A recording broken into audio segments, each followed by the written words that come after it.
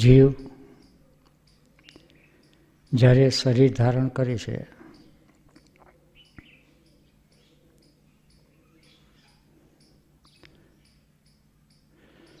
ત્યારે body brain system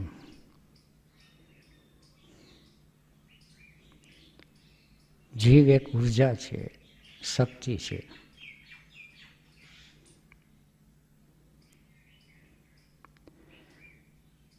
શક્તિ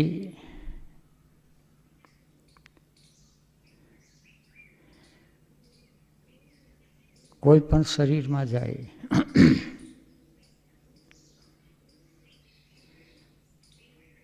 એટલે શક્તિના નિયમનની આવશ્યકતા રહી. કોઈ મશીન છે 5-25 હોર્સ પાવરનું હોય, એની અંદર ડીઝલ પેટ્રોલ પૂરે એટલે એની અંદર શક્તિ ઉત્પન્ન થાય. પણ શક્તિને ક્યાં લગાડવી, કેટલી લગાડવી, એને માટે ગવર્નર હોય, ગવર્નિંગ ફેક્ટર.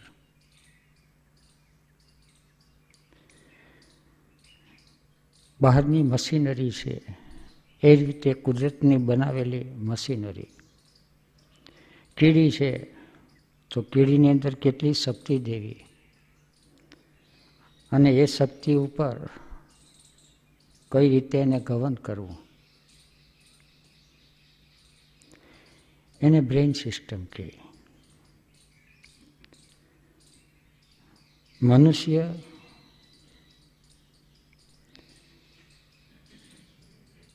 થી નીચેની સૃષ્ટિ, જીવજંતુ પશુ પક્ષીની સૃષ્ટિ, ત્યાં બોડી બ્રેઇન છે, શરીર છે અને શરીરની અંદર મગજ છે, ઇન્ટેલિજન્સ.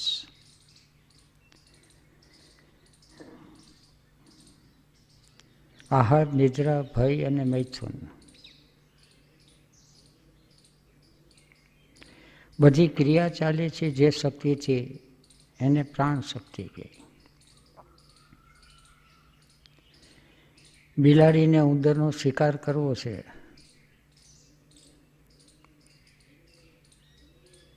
તો એની બ્રેઇન સિસ્ટમ, મગજ શક્તિ કામે લાગી જાય. ઉંદર ક્યાં છુપાયેલો છે,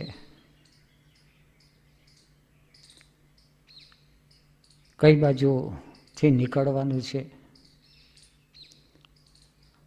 અને કેટલી ઝડપ મારે તો એને પકડી શકાય,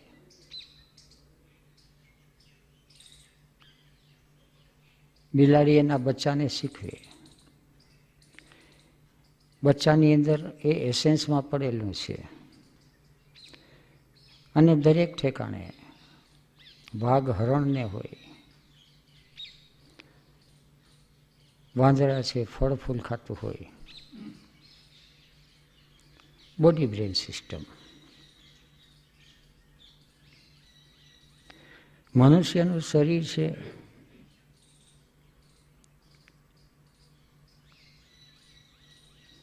એને બોડી બ્રેઇન સિસ્ટમ છે, પણ માત્ર ભૌતિક શરીરમાં જ છે એવું નથી. Main is a 3-brain being. એક તો શરીર અને શરીરનો વ્યવહાર, બીજું સૂક્ષ્મ શરીર, એને મનોમય કોષ, એસ્ટર બોડી કહે, એનો વ્યવહાર દિલનો, અને ત્રીજું વિજ્ઞાનમય કોષ, મેન્ટલ બોડી, જ્ઞાન.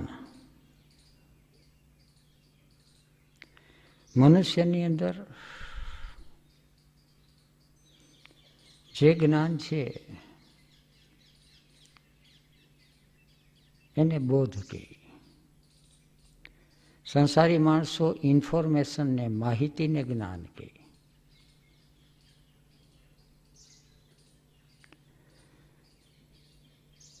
નોલેજ પ્લસ અવેરનેસ, જાગૃતિ, ત્યારે બોધ થાય. અને બોધ થાય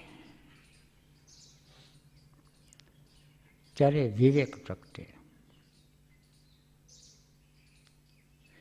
વિવેક ખ્યાતિ અવિપ્લવ હાન ઉપાય.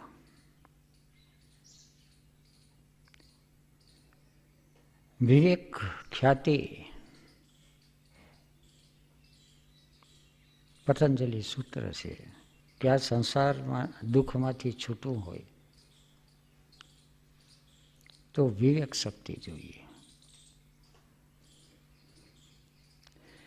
પણ વિવેક શક્તિ માત્ર મનુષ્યની અંદર જ આવી શકે, પણ એ એની ઈચ્છા હોય તો. મન અને બુદ્ધિ કુદરતે આપેલી છે. વિવેક અને પ્રજ્ઞા એ મનુષ્યએ પુરુષાર્થ કરી અને જગાડવું પડે છે.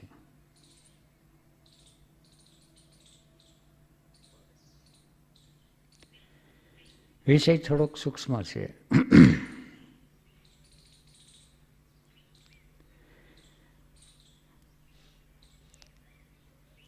મનુષ્યના ભીતરમાં બોડી બ્રેન સિસ્ટમ, બ્રેઇન સિસ્ટમની અંદર 3 પ્રકારની શક્તિ, બુદ્ધિ, વિવેક અને પ્રજ્ઞા. બુદ્ધિનું કામ છે નિર્ણય કરવાનો, વિવેકનું કામ છે પરખ કરવાનું, પારખવાનું, અને પ્રજ્ઞાનું કામ છે એ દર્શન કરવાનું, જોવાનું. ગામથી ભજન કહે છે કોઈ નિર્ખંદા અને પરખંદા કોઈ. નિર્ખંદા એટલે પ્રજ્ઞા અને પરખંદા એટલે વિવેક. અંદર કોઈ જોનારો જ નથી. જોનારો નથી એટલે પારખનારો નથી. પારખનારો નથી એટલે મન અને બુદ્ધિ એ પોતાની રીતે મિકેનિકલ કામ કર્યા કરે છે.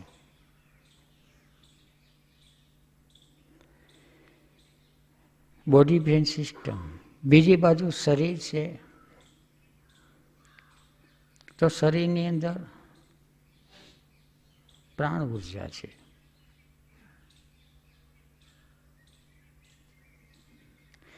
પ્રાણ ઉર્જાના પણ 3 કાર્ય. ક્રિયાશક્તિ એટલે મસ્ક્યુલર સિસ્ટમ, સંવેદનાની શક્તિ એટલે નર્વસ સિસ્ટમ, અને સર્જન શક્તિ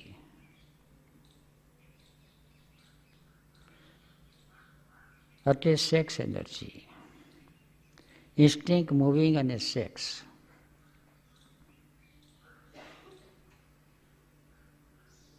આ એક વિજ્ઞાન છે.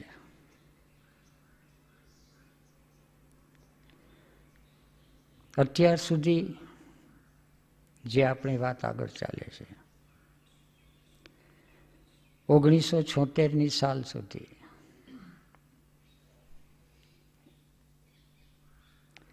સિત્તોતેરના આરંભ, માર્ચ મહિનો,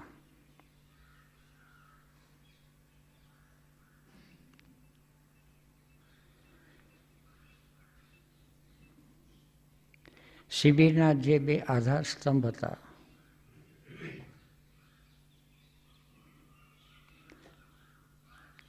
એની હવે આવશ્યકતા ન રહી, પ્રકૃતિએ લઈ લીધા.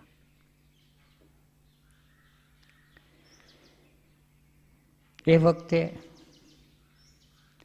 શિબિરો થતી અને શિબિરોની અંદર પ્રવચનો અને ધ્યાનની વિધિઓ.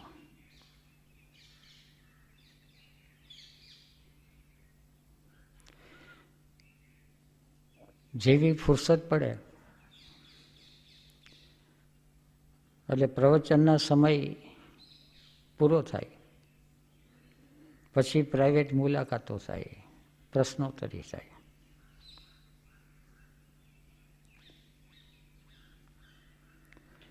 અને બીજી બાજુ દૂર પૂનાની અંદર ઓશોની ચેતનામાં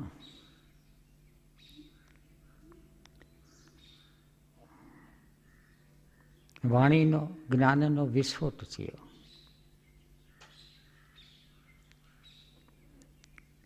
એક પછી એક પ્રવચન માળાઓ શરૂ થઈ. એકય દિવસ પ્રવચન વિનાનો ન જાય, સવાર સાંજ.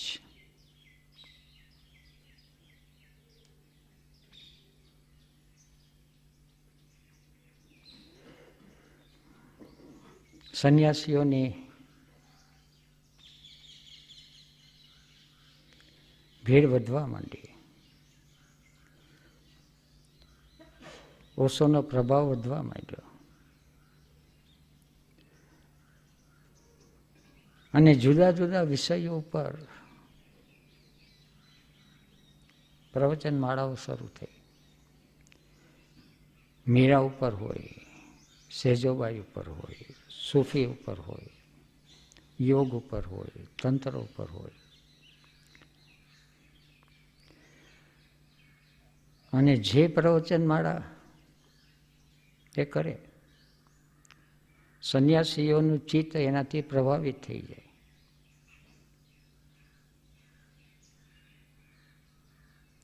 એની વિધિઓ કરવા માંડે, જાણ્યા જાણ્યા.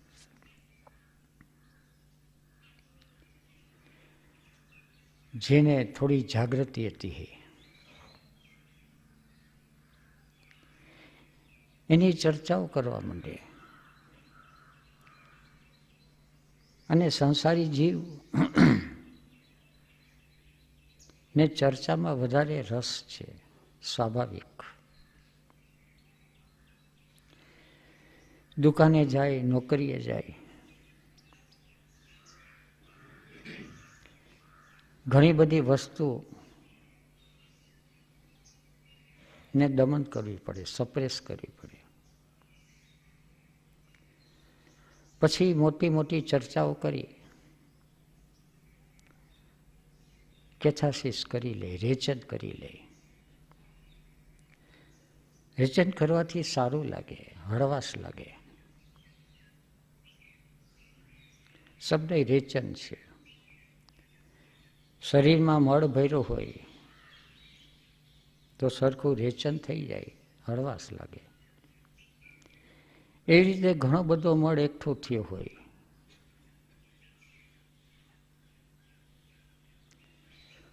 પણ સમસ્યા એ ઊભી થઈ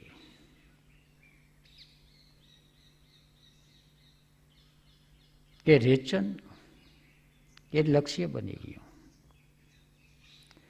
વાતો, ચર્ચાઓ, વાદ વિવાદો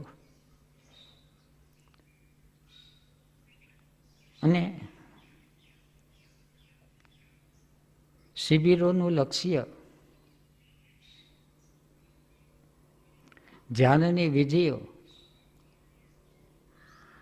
પ્રશ્નોત્તરી અને પ્રવચનો. વિવેક જાગ્યા પછી ખ્યાલ આવ્યો કે ધ્યાનની વિધિ છે એ તો મેડિટેશન ટેકનિક છે, એક જાતનું મેડિસિન છે, સાયકોલોજીકલ મેડિસિન. ઓશોએ પ્રવચન કરેલું મેડિસિન એન્ડ મેડિટેશન.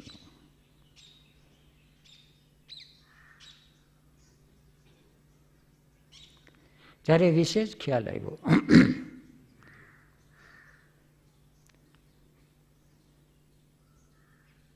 કે સંસારી જીવ છે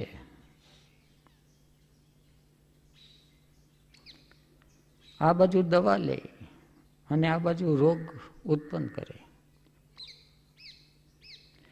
મીઠાઈ ખાવાનું મન થાય, ડાયાબિટીસ હોય, ગોળી ખાઈ લે. ફરી ખાવાનું મન થાય ને ગોળી ખાઈ લે.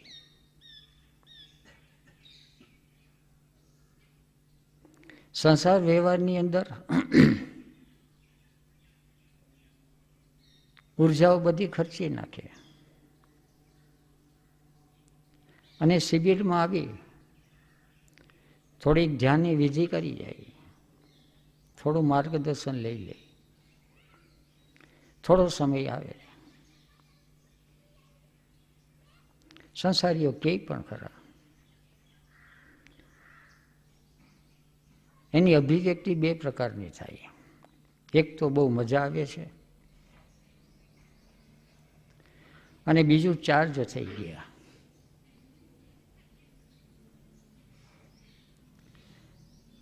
ચાર્જ થઈ જાય પણ ચાર્જ થવાની કામના જાગે. ડિસ્ચાર્જ શા માટે થાય છે એની ખોજ ન કરે.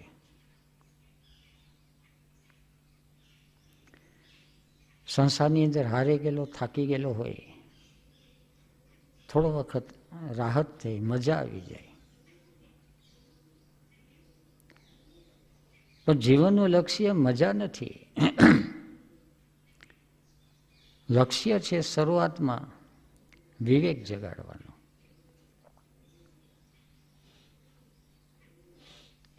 સંસારી જીવને વિવેકનું મૂલ્ય સમજાતું નથી.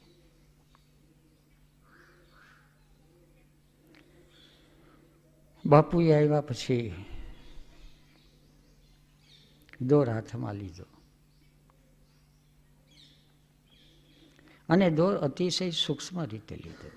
ભાગ્યે જ કોઈને ખ્યાલ આવે.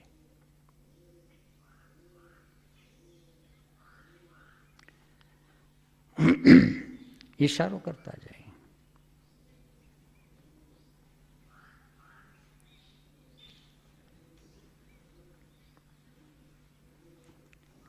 મારા પોતાના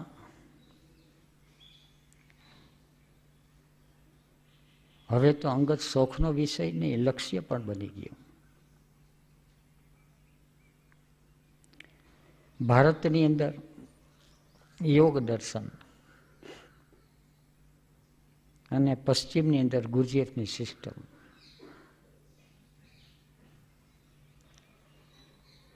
મારા ભીતરની અંદર જે કંઈ ઘટનાઓ અને અનુભવો થતા એ બધાના ખુલાસા એમાંથી મળવા માંડ્યા.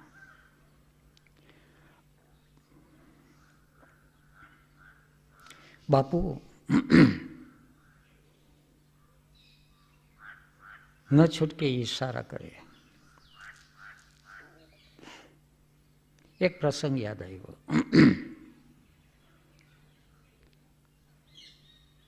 એકબીજાની સાથે બધા જોડાયેલા પ્રસંગો છે.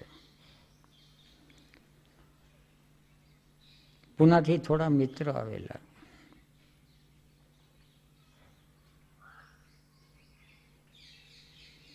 અને એક સ્થાન હતું, અમે એને કુંજગલી કહેતા.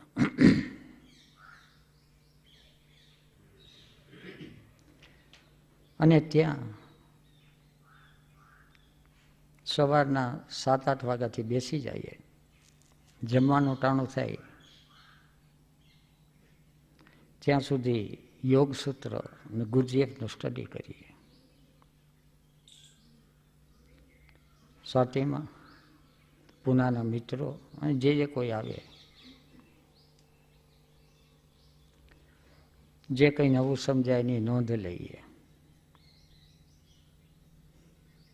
એકવાર બાપુ સ્નાન કરતા હતા, અમે ત્યાંથી નીકળ્યા.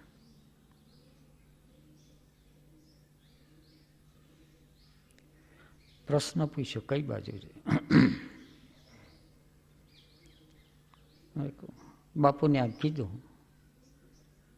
કે કુંજગલીમાં જઈએ છીએ યોગ સૂત્ર કરવા. મનમાં કંઈક એવું હતું કે બાપુ જરાક શાબાશી આપે, આછો એવો ભાવ કે કંઈક મોટું કામ કરે છે.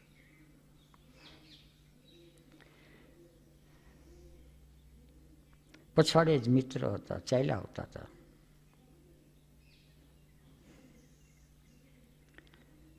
બાપુ એની લંગોટી પાણીમાં ધોતા હતા. લંગોટીને સાબુ લગાડ્યો અને કીધું કે જો આ સાબુ આટલો જ છે. પછી લંગોટીને ઘસવા માંડ્યા, ફીણ ઉપર ફીણ થવા માંડ્યા. મેં કે જઈ આવો,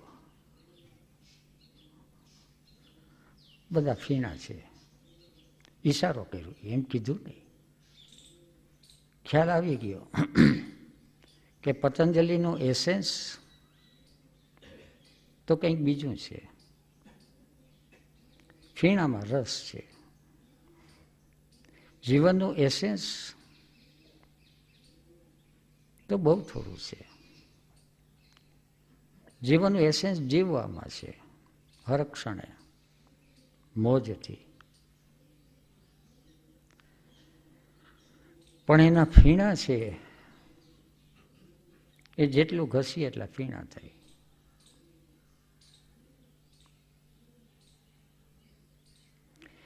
થોડા ઘણા ફીણા થતા હોય, થોડું ઘણું ઘસે તો ઠીક છે.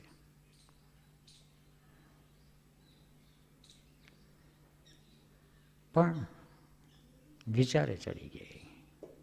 વિચાર વિચાર વિચાર,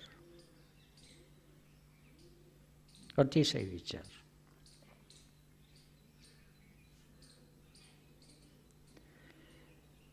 બાપુએ વિચારમાં ચાલી જતી ઉર્જા છે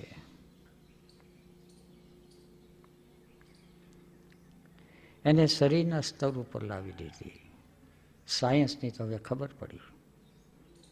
મૂવિંગ સેન્ટર.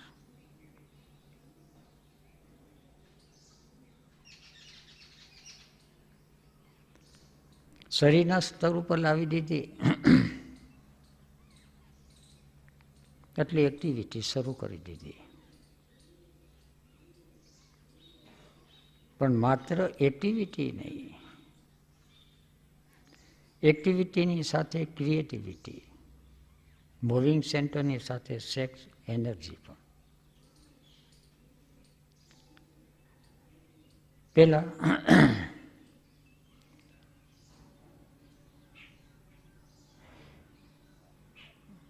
ઝાડ માટેના ખાડા બનાવ્યા. બાપુ પોતે આવી જાય, અમને બધાને વળગાડી દે. કયા ઝાડ વાવવા?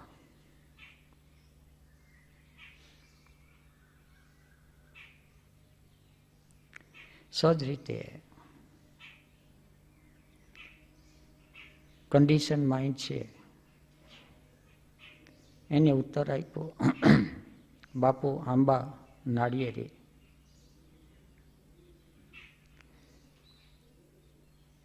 કે જેથી કરીને કોઈ પણ ફળાવ ઝાડ હોય તો આશ્રમની અંદર આવક થાય, તો એ સ્વનિર્ભર રહી શકે. થોડો ઈશારો કર્યો બીજા પ્રકારનો કે ફળાવ ઝાડ છે પછી ફળની લાલચ જાગશે અને લાલચમાંથી સંઘર્ષ ઊભો થાય, ઝઘડા ઊભા થાય, માલિકિયત ભાવ થાય. અને આશ્રમ છે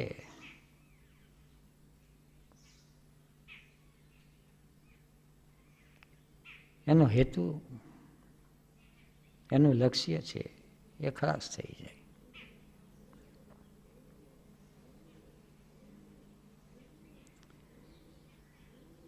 કે ઝાડ વાવવા જરૂરી છે અને ઝાડ વાવે છે એની પછવાડે ઋણ મુક્તિનો ભાવ છે કે સાધુ સંતો છે એ કંઈ કરતા તો નથી, સમાજ પાસેથી ખાવાનું લે છે,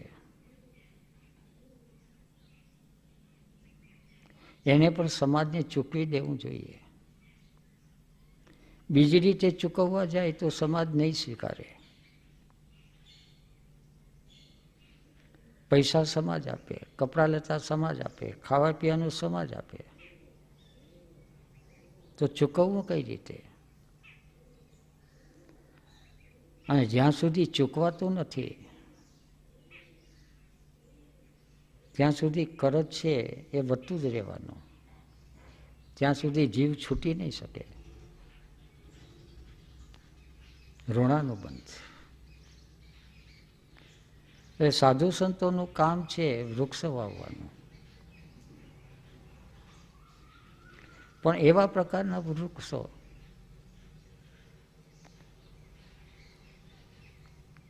કે જેના પ્રત્યે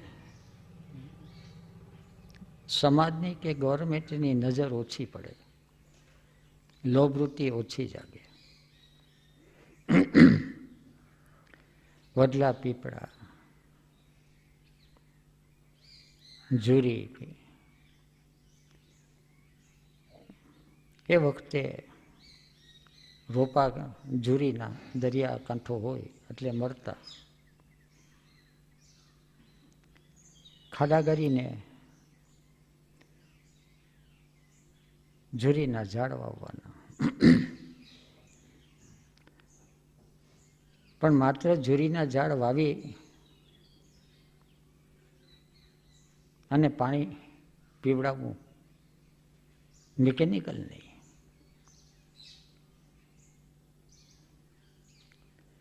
ખાડો ગાળવાનો છે તો ત્યાં બરાબર ગાળવાનો, કઠણ આવે તો એ રીતે, પોચો આવે તો એ રીતે. માટીનો ઢગલો છે એનું ખામણું બરાબર કરવાનું. અને જુરીના ઝાડનું વાવેતર કરો તો કઈ રીતે વાવેતર થાય,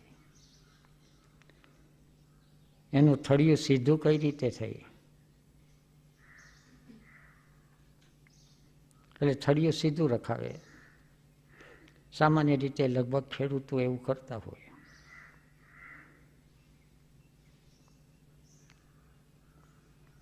પણ જે બાપુની થોડી ખૂબી હતી,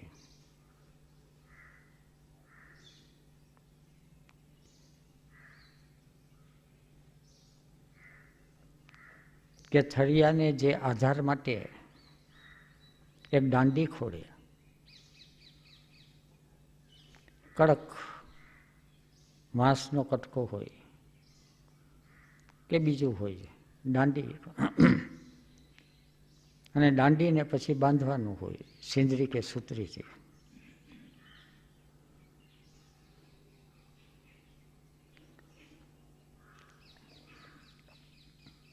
ત્યાં આવે કોઈને કોઈ છોકરાઓ છોકરીઓ. એ જમાનામાં બોપટ્ટીનો રિવાજ વધારે હતો, એટલે ઘરમાંથી નહીં પડખેથી ક્યાંયથી કે છે બોપટ્ટી એટલે બધી આવી જાત જાતની. લાલ કેસરી રંગની બોપટ્ટીઓ બધી, અને એક એક થળિયાને એક એકને બાંધ્યો, અને જોવાની મજા પડે. આમ રંગબેરંગી ફૂલ ખીલાવે એવું લાગે. હતા બોપટ્ટી કે કેવા સુંદર લાગે છે.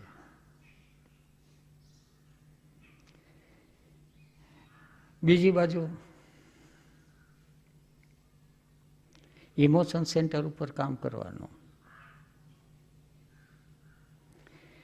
આશ્રમની અંદર કામ કરી અને ઘેરે વયા જાય.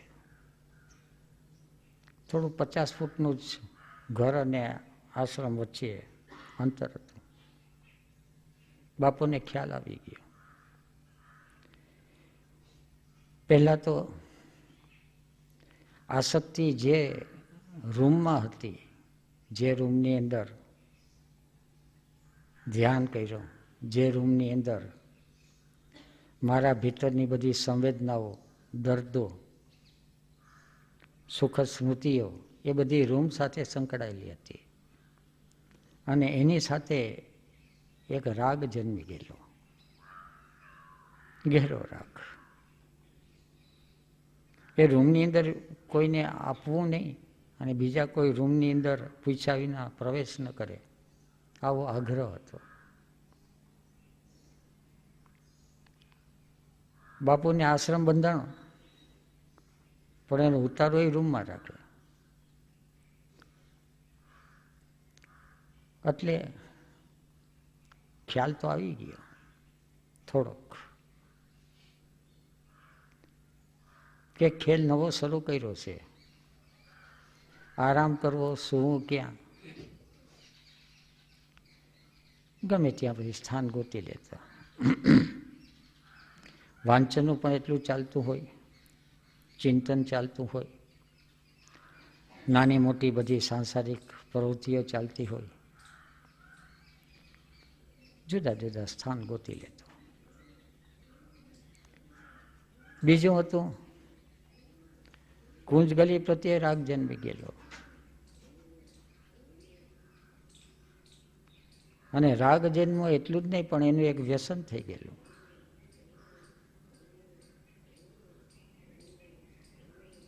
બાપુએ ઈશારો કર્યો, એને ખ્યાલ આવ્યો કે આશ્રમની સ્થાપના કરી છે, એટલે હવે બધાએ ભોજન છે એ આશ્રમમાં લેવાનું છે. હવે જ્યાં પ્રવૃત્તિ અને ત્યાં જ આહાર, પેલા બે સિઝોફ્રેનિક સ્થિતિ હતી. ખોરાક છે એ ઘેરે લેવા જતા અને પ્રવૃત્તિ આશ્રમમાં થતી. ઘરમાં બધાને કહી દીધું. અને રાંધવું હોય તો એ વખતે ગેસ કે હતા ને, થોડું ઘણું પ્રાઇમસ, બાકી ચૂલા.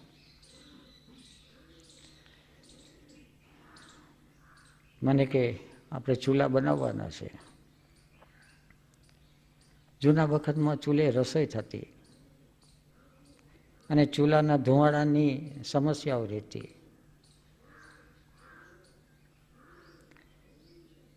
થોડો ઘણો ગાંધીજીનો પ્રભાવ, સર્વોદય કાર્યકરોની સાથેનો સંપર્ક, એટલે ધુમાડા વિનાના ચૂલા, નિર્ધૂમ ચૂલા કઈ રીતે કરવા, એટલે આશ્રમની અંદર નિર્ધૂમ ચૂલાની એક્ટિવિટી શરૂ થઈ. પછી બાપુએ જાત જાતના ચૂલા બનાવ્યા. કે ઓરિસ્સાની અંદર રસોઈ કરે તો આ રીતે કરે, તો એવી ટાઈપનું ચૂલો બનાવે અને એનું બધું શિક્ષણ આપે. દક્ષિણની અંદર કઈ રીતે કરે તો એનું શિક્ષણ આપે. જાત જાતના ચૂલા. અને એટલું જ નહીં, વાનગીઓ એની જુદા પ્રકારની એક્ટિવિટી. અહીંનું શું વખણાય તો માધવપુર ગામની ઘેરની એક સ્પેશિયાલિટી ડાંગરા ચોખા અને કાળા મગ. બીજે ઠેકાણે મગ મળે પણ લીલા મળે, કાળા ભાગ્યે જ મળે. કાળા તો અડદ જ હોય, મગ હોઈ શકે નહીં. અહીંના લોકોને આશ્ચર્ય ન લાગે, પણ અહીંના ચોખા અને મગ છે એ મધ્યપ્રદેશમાં લઈ જાય, ઉત્તર પ્રદેશમાં લઈ જાય, ફરી રાજા કરે. અને ત્યાંની કઈ વાનગી હોય, બંટી ને કોધરા ને નામ ઠામે આવડતા નથી. પછી બાપુ જુદા જુદા નામ કહે. ક્યાંક દક્ષિણ હિન્દુસ્તાનમાંથી આંટો મારી આવે તો એ લઈ આવે, ગમે ત્યાં આંટો મારી આવે. ત્યારે બાપુનો જે સામાન હોય એ વજનદાર હોય, પણ એ સામાનની અંદર હોય જુદી જુદી નદીઓના પાણી અને જુદા જુદા સ્થાનની બધી આહારની વસ્તુઓ. થોડું થોડું લઈ આવે, 500 ગ્રામ, કિલો જેવું. વજન તો એને જ ઊંચકવાનું હોય. પણ આવીને જાત જાતની વાનગીઓ બનાવે. એટલે ક્રિએટિવિટી એની રીતે. આ બાજુ ઋણ ચૂકવવા માટે જુદા જુદા વૃક્ષ વાવે, પાણી પાય, અને આહારને માટે જુદા જુદા ચૂલા અને જુદા જુદા વાનગીઓ બનાવે. રોટલી બનાવે, પડ બનાવે. તો એક વખત 64 પડનું પડ બનાવ્યું.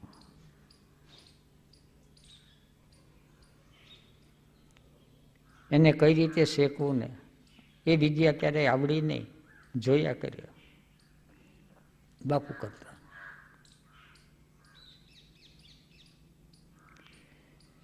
એટલે 3 શક્તિ: ક્રિયા શક્તિ, સંવેદનાની શક્તિ અને સર્જન શક્તિ. આખી એનર્જી છે એ આ રીતે વાળી દીધી. બીજું, બોડી બ્રેન સિસ્ટમની અંદર બોડીની તો એક મિકેનિઝમ લાઈન ઉપર લઈ લીધું.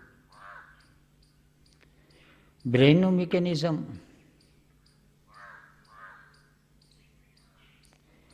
બુદ્ધિ, વિવેક અને પ્રજ્ઞા. સ્મૃતિમાં આવે છે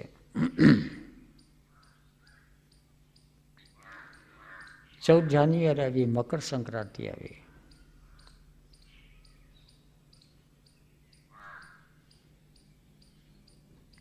મકર સંક્રાંતિ પહેલાના વખતની અંદર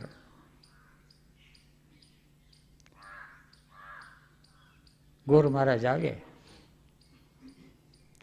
ઘરની અંદર તલ ગોળના લાડુ કરે, એમાં કંઈક મૂકે, આનો 2 આના જેવો પૈસા મૂકે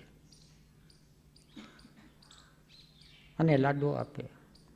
એ કન્ડિશન હતું કે દાન કરે મકર સંક્રાંતિ દિવસે. અને દાન એટલે ગુપ્ત દાન. એટલે લાડુની અંદર સંતાડીને જે કંઈ મૂકી દે એ ગુપ્ત દાન.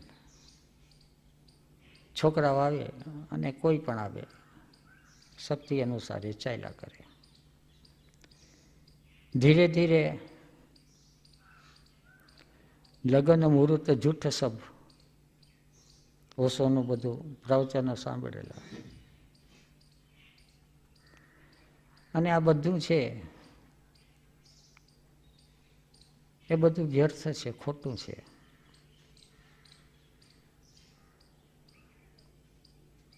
અને એ રીતે એ છોડી દીધેલું, ઉપેક્ષા વૃત્તિ.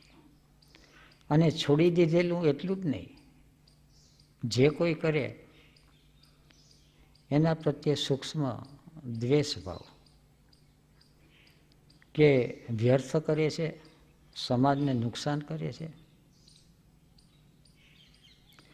ઉર્જાને વેડફી નાખે છે, સાચો રસ્તો છે તદ્દન જુદો છે. આવી અંદરની ગળમથલ ચાલતી હતી. રહસ્યને તો ખબર નથી, એક રહસ્યની દુનિયા છે.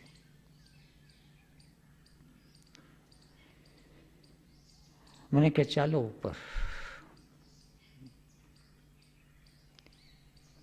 મકર સંક્રાંતિનો દિવસ હતો, હજી સૂર્યોદય નહોતો થયો.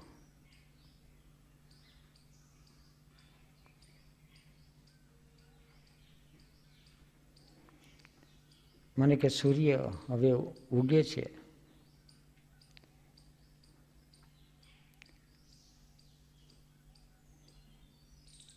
એના પ્રત્યે ધ્યાન કરો. કદાચ તાટક શબ્દ વાપરેલો કે ખબર નથી. કારણ કે આબુ શિબિરની અંદર તાટક ધ્યાન કરેલા, ઓશો કરાવતા, અને ઓશો તાટક ધ્યાન કરાવતા પોતે ઊભા થતા, લાઇટ એના ચહેરા ઉપર ફોકસિંગ થાય, અને તાટક ધ્યાન ઓશોની આંખમાં જ કરવાનું. હજારો સાધકો હોય,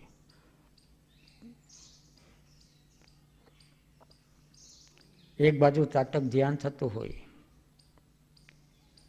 બીજી બાજુ શક્તિને જગાડવાની હોય, હું હું બોલીને.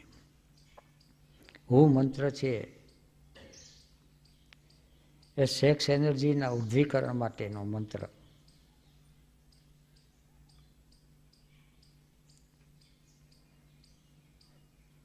એ વખતે ધ્યાન કરેલું,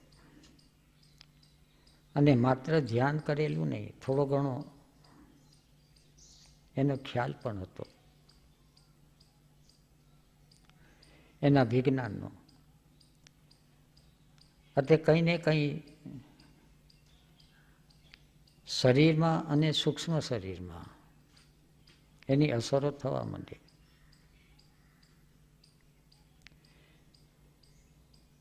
સૂર્ય સામે ધ્યાન કરવાનો ઈશારો કર્યો કે સૂર્ય તરફ જોવાનું, પણ સૂર્ય તમને જુએ છે એ રીતે જોવાનું. રિલેક્સ.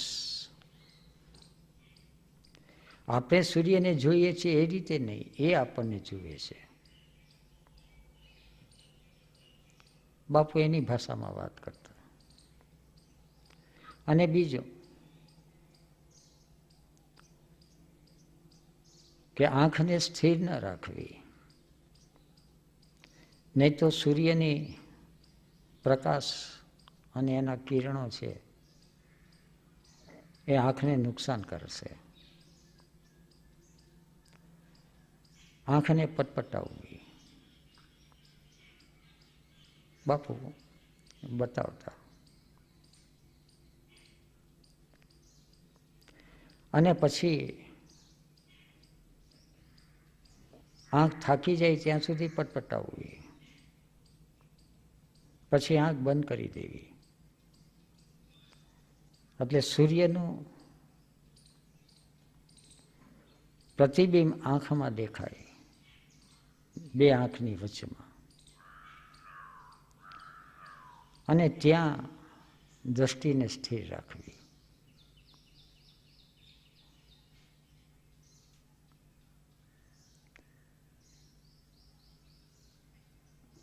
પછી એક જોવું કે અંદરનું બિંદુ છે એ સ્થિર છે કે આવજા કરે છે કે ફર્યા કરે છે.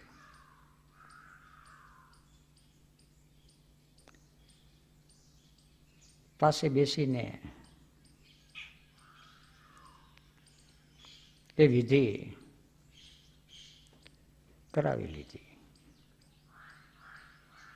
ઈશારો આપી દીધો. આ બાજુ વિચારોમાં ચાલી જતી શક્તિ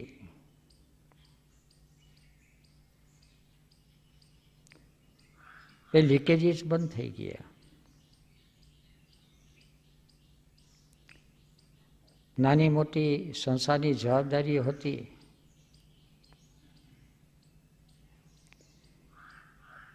એની ચિંતાઓ ઓછી થઈ ગઈ. ખાધે પીધે સુખી હતા. સમસ્યાઓ તો કામનાની હતી, ક્યાંક હરવા ફરવાની, પહેરવા ઉઠવાની, એ ઓછી થવા માંડી. એટલે આર્થિક મુશ્કેલીઓ લગભગ હલ થઈ ગઈ. નાના મોટા કરજો હતા એ બધા ચૂકવાઈ ગયેલા. એટલે એટેન્શન છે એની ચિંતામાંથી એ મુક્ત થઈ ગયો, ઉઘરાણીવાળાઓ નથી ગયા. બીજી બાજુ દુકાનનો વહીવટ, એવો માણસ મળી ગયેલો તેને ઉપાડી લીધેલો. જ્યારે કંઈ જોઈએ ત્યારે દુકાનેથી પૈસા આવી જાય.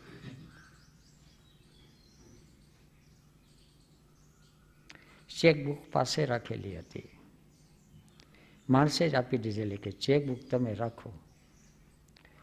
એના ઉપર બધા સહી કરી દેતા, એ માણસ લઈ જતો. દુકાને કોઈ પણ સેલ્સમેન આવે, નાના મોટા ચૂકવણા કરવાના હોય,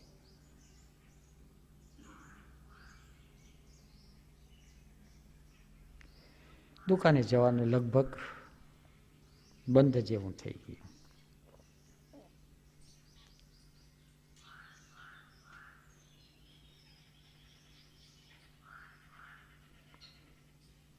આ બાજુ ઉર્જા સંગ્રહિત થવા માંડી. એટલે શરીરની અંદર પ્રાણ ઉર્જા સંગ્રહિત થાય છે ત્યારે એક જુદા પ્રકારનું સેન્સિંગ થાય. ગુરજીએફ એને માટે શબ્દ વાપરે સેન્ટરિંગ.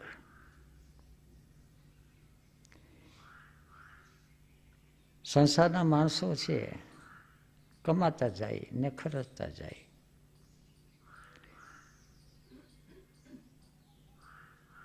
ખોરાક ખાધો, સેક્સ એનર્જી થઈ, વાઇટલ એનર્જીથી ક્રિયા શક્તિ, સંવેદનાની શક્તિ અને કામ ઉર્જા. એ સેક્સ એનર્જી ખર્ચી નાખે વિચારોમાં અને વાતોમાં. અનનેસેસરી ટોક, અનનેસેસરી મૂવમેન્ટ, મિકેનિકલ હેબિટ. સાંજ પડે ત્યાં થાકી જાય, કંટાળી જાય. અને વધુ પડતું હારી જાય, થાકી જાય એટલે થોડીક ધ્યાનની વિધિ કરી લે, દવા લઈ લે એટલે ટકી રહે. લીકેજીસ બધા બંધ થવા માંડ્યા ધીરે ધીરે, અને અંદર સેન્ટરિંગ થવા માંડ્યું. અને એ સેન્ટરિંગ જુદા જુદા સ્થાનમાં. ચંચળતા, મનની ચંચળતા, ચિત્તની ચંચળતા,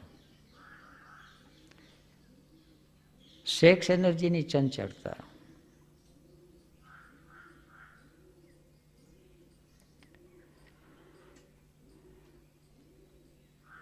ગામથી ભજનમાં, દેશી ભજનમાં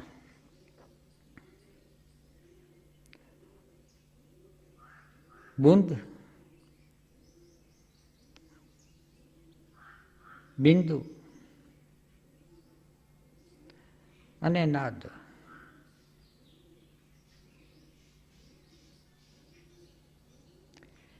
ત્રણેય એકબીજાની સાથે જોડાયેલા છે.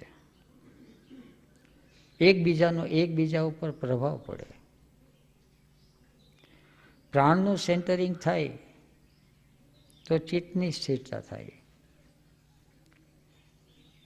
ચિત્તનું સેન્ટરિંગ થાય તો પ્રાણની સ્થિરતા થાય. અનેક અરસપરસ એકબીજાને સાથે સંલગ્ન છે. પણ આધાર છે, મુખ્ય આધાર એ વિવેક શક્તિનો. એ વખતે ખ્યાલ આવ્યો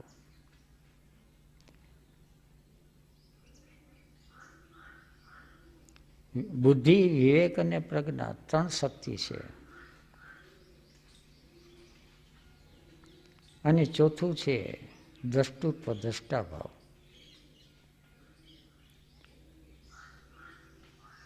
પણ આ બધી ઉર્જાને કઈ રીતે પ્રગટ કરવી અને આ બધી ઉર્જાનો ક્યાં વિનિયોગ અને વિનિમય કરવો, એ જ્ઞાન બાપુએ આપ્યું.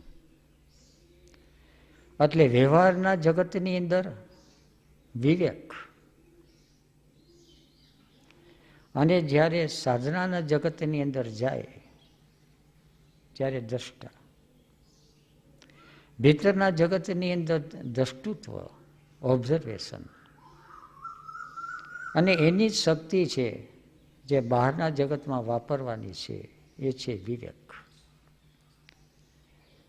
પણ વિવેક ક્યાં, દરેક સેન્ટરમાં ક્યાં અને કઈ રીતે વાપરવો,